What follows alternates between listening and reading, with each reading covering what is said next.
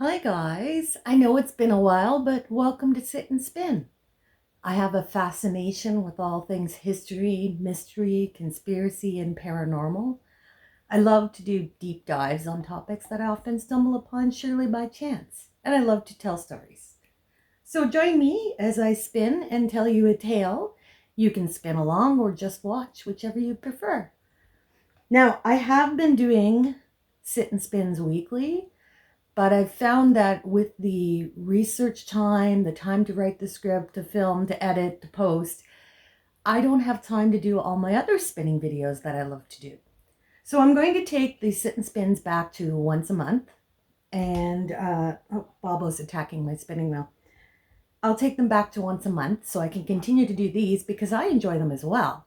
And then that gives me more time to do my other spinning videos that you can find on my channel. I thought today, since it's a nice, miserable, snowy day, that I would film here in my sunroom with my beautiful wood stove or fireplace behind me, but it's actually not lit right now because it's actually quite warm in here. But this is where I'm going to film, and I am finally getting to the promised MK Ultra. So I'm just going to spin some of my sparkly top that I'm working as a gradient. It's just a straight spin, so that'll give me time to tell you a story while I'm spinning. And that's if I can convince Bobo to get off my spinning wheel because he's sitting on my treadles right now. What do you say, Bobo? Come here, baby. Give me a baby. Here's my little monster. He's such a sweet boy. Oh, he's such a sweet boy. Yes, for a little brat. Mwah. All right, down you go. Mama's got work to do. No, he's right back again. I'll help. He's so helpful. He likes to help. No, you don't, you little bugger. All right. During the early period of the Cold War, the CIA became convinced that the communists had discovered a way to control human minds. I mean, why else would people buy into communist ideals? So they needed to explore mind control as well. Enter MK Ultra, a secret program designed to search for a mind-controlled drug that could be weaponized against the enemies. MK Ultra operated from 1953 until about 1973, though details didn't become public until 1975. And when those details came out, there was hell to pay. The program involved experiments with paralytics, electroshock therapy, and psychedelic drugs like MDMA, ecstasy, mescaline, heroin, barbiturates, drug names are hard, methamphetamines, and magic mushrooms. But their all-time favorite drug was LSD. And I am not even attempting to say what that actually stands for. Everybody knows it as LSD. Now, while the project was approved by the director of the CIA, Alan Dulles, it was run by a chemist named Sidney Gottlieb. And let me tell you, this guy was a grade A asshole. Stephen Kinzer, a journalist who spent years investigating MK Ultra, said, quote, Gottlieb wanted to create a way to seize control of people's minds, and he realized it was a two-part process. First, you had to blast away the existing mind. Second, you had to find a way to insert a new mind into that resulting void. We didn't get too far on number 2, but he did a lot of work on number 1. End quote. Gottlieb was completely convinced that LSD was the way to go. He was so sure, in fact, that he conned the CIA to pay $240,000 to buy the entire world supply of LSD, which he brought to the U.S. and distributed it through bogus foundations to hospitals, clinics, prisons, and other institutions, asking them to carry out research projects. He wanted to know how people reacted to LSD and how it could be used as a tool for mind control. Gottlieb basically worked unsupervised. Once he got approval from his bosses, they really just didn't want to know what he was doing. He was allowed to subject anyone to any kind of abuse he wanted. Even fatal abuse was allowed because mind control was considered the key to global power. The program involved more than 150 human experiments. Sometimes the test subjects knew they were participating, but most often they didn't. Imagine suddenly finding yourself on an acid trip with no idea what was going on because an acid trip wasn't an actual thing yet. That's absolutely terrifying. We'll never know exactly how many experiments actually happened because most of the records were destroyed. In 1973, Gottlieb's patron, then director of the CIA, Richard Helms, was removed by President Richard Nixon. Gottlieb knew it was just a matter of time before he too got the axe. And since Helms was the only one who really knew what Gottlieb had been up to, they agreed they should destroy all records of MKUltra. Gottlieb even drove out to the CIA Records Center and ordered the archives to destroy full boxes of records. These guys were almost completely successful at erasing any evidence of the project, but expense reports and a few papers remained, enough to reconstruct some of what Gottlieb did. The truth about MKUltra came to light in 1975 when the Washington Post ran a story about an army scientist who had been drugged with LSD by the CIA and jumped to his death from a window of a New York hotel. This man was Frank Olson, a career man. He died in 1953, and for years the family had been struggling to understand his death that was deemed a suicide. In order to get to the truth, the family decided to sue the CIA. Now, the White House didn't like this. They freaked out. If the Olson family won the lawsuit, they could force the disclosure of deep secrets. So Chief of Staff Donald Rumsfeld and his deputy, Dick Cheney, recommended that then President Ford make a public expression of regret and offer to meet with the Olson family. The White House lawyers also offered the Olson family $750,000 if they dropped their legal claims. After much consideration, they agreed. But unfortunately for the CIA, the Pandora's box was opened, and more of the MKUltra experiments came to light. Let's talk about Operation Midnight Climax, an MKUltra project that employed prostitutes to lure unsuspecting men to CIA safe houses where they were dosed with LSD while agents watched the drug's effects from behind a two-way mirror. Recording devices were installed in the prostitutes' rooms disguised as electrical outlets. Most of the Operation Midnight Climax experiments took place in San Francisco and Marin County, California, and in New York City. The program had little oversight, and the CIA agents involved admitted that a freewheeling party-like atmosphere prevailed. An agent named George White wrote to Gottlieb in 1971, quote, "Of course, I was a very minor missionary, actually a heretic, but I toiled wholeheartedly in the vineyards because it was fun. Where else could a red-blooded American boy lie, kill, cheat, steal, deceive, rape, and pillage with the sanction and blessing of the All-Highest?" He wrote that to his boss, to Gottlieb, and Gottlieb was like, fine with it.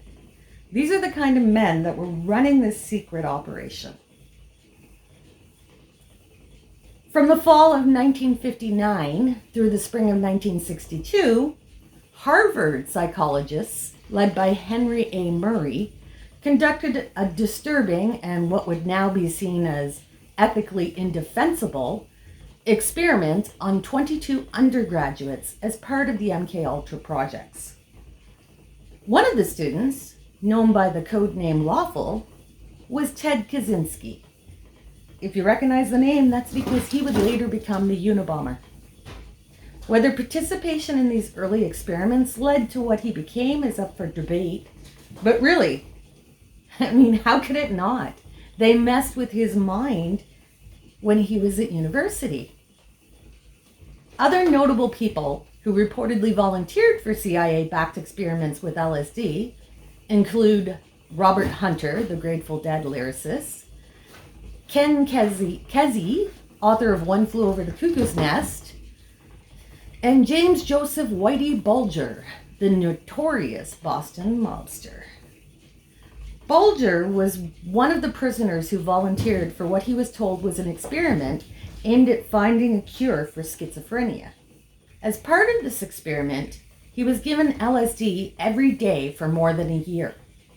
He later realized that this had nothing to do with schizophrenia, and he was a guinea pig in a government experiment aimed at seeing what a person's long-term reaction to LSD was. Essentially, could a person lose their mind by feeding them LSD every day over such a long period?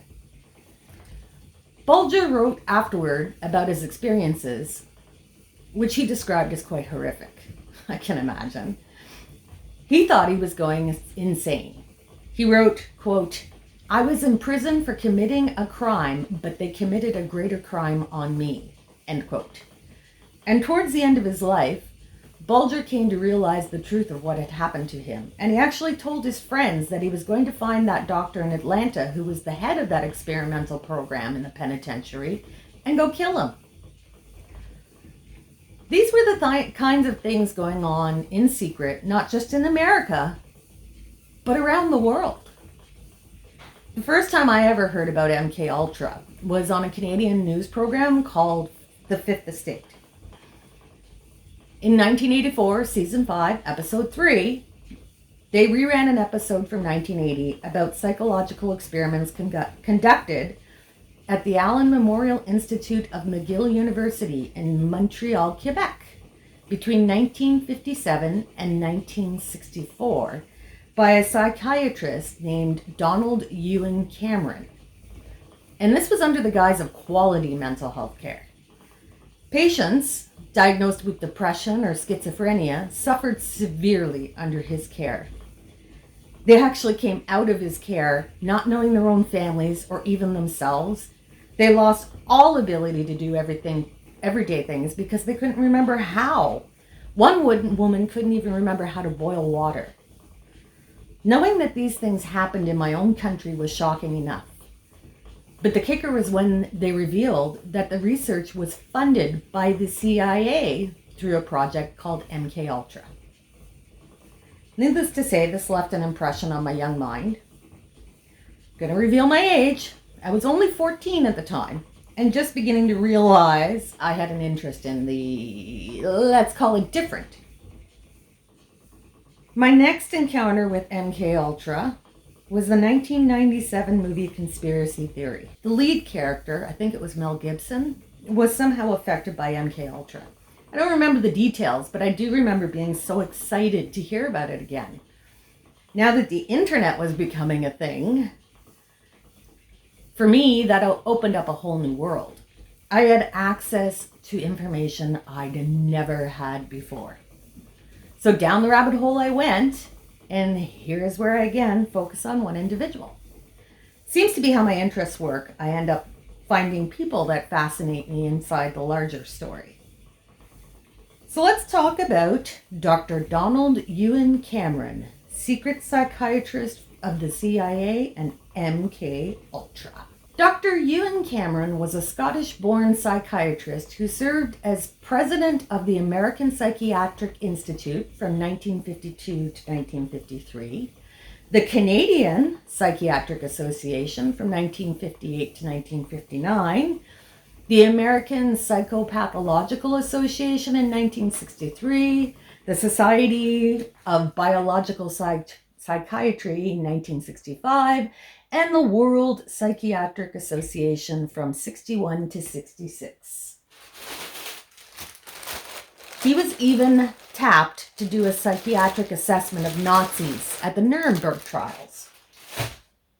Cameron was obviously a leading figure in psychiatric research and was working as a professor in Albany when he was invited to Montreal to become the first director of the recently founded Allen Memorial Institute, which housed the psychiatric department of the Royal Victoria Hospital and was affiliated with McGill University.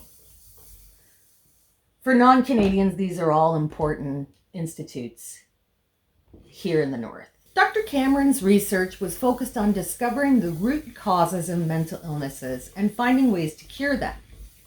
He believed that the manifestation of mental illness, specifically schizophrenia, was a result of repeated patterns of socially unhealthy behavior in patients, and concluded that it could be cured by depatterning these unsound habits. The depatterning was meant to break down the patient's personality completely in order to rebuild it from scratch. According to the Canadian government, approximately 80 patients at the Allen Memorial Institute underwent depatterning. The treatment involved putting patients into prolonged periods of sleep for several days through the administration of barbiturates, which are drugs that depress the central nervous system, and LSD. This was followed by massive doses of electroshock therapy over the course of several weeks as well, ultimately reducing the patients to a childlike state. Quote, "The method consisted essentially of the administration of 2 to 4 electroshocks daily to the point where the patient developed acute confusion, disorientation, and interference with learned habits of eating and bladder and bowel control," unquote. Cameron wrote in an article published in the journal Comprehensive Psychiatry in 1962. Quote, "The patient may also show loss of a second language or all knowledge of his marital status," unquote. I just, to think that your whole life could be erased is just, to me, the most terrifying part of all of this. Once patients' brains were depatterned, Cameron believed that they would be able to be retaught proper forms of interaction and behavior. This practice, which Cameron dubbed psychic driving, that sounds so pleasant, involved subjecting patients to repeated audio recordings in order to reinforce positive messages within their minds. Patients would typically be sedated with muscular paralytic drugs during this process, and they could be exposed to hundreds of thousands of repetitions of a single statement throughout the treatment. Even in the 50s and 60s, when the experiments were conducted, the practices utilized by Cameron were extreme. Very extreme. Electroshock therapy was commonly used at the time to treat depression, and I believe it's still used today and can be quite effective, but you have to be careful. Patients would typically receive the treatment 2 to 3 times per week, which is still a lot. Cameron's administration of electroshock to patients multiple times a day over long periods of time, however, was undoubtedly outside of the norm. Quote, "He was an authoritarian, ruthless, power-hungry, nervous, tense, angry, not very nice," end quote. Dr. Elliot Emanuel, one of Cameron's former colleagues, said of the doctor in the 1980 interview with the CBC. Whether or not Cameron believed that his physically and psychologically devastating treatment would actually work, we don't know. The unethical nature of his treatments, though, is so readily apparent. His treatments were just insane. He would dose patients with LSD and then just leave them unsupervised while they went on an acid trip with no idea what was happening to them. He would keep patients asleep for up to a month, playing these audio tapes designed to erase their problematic behavior so they could be reprogrammed in the same manner. And, also while they're asleep, let's just give them shocks. Do some electroshock therapy. Up to 3 times a day. I don't think it helps that they were asleep for it. It wasn't until the 1980s that Cameron's patients began to come forward. They all alleged that Cameron's so-called treatments had devastating mental and physical results for years to come. Many said they had extreme memory loss, feelings of isolation, anxiety, and no improvement of their initial conditions. In fact, Cameron's psychic driving techniques, they're now used as torture. I think that Cameron stands as a lesson that just because someone achieves in their field doesn't mean they're good people. He was a ruthless man who really didn't care about people, which is really scary in a mental health professional. The fact that he was able to be funded by a secret CIA project was unfortunate happenstance. The stars misaligned that day. But it makes you wonder what could be going on under our noses today. It's a really uncomfortable thought. Try not to focus too much on it.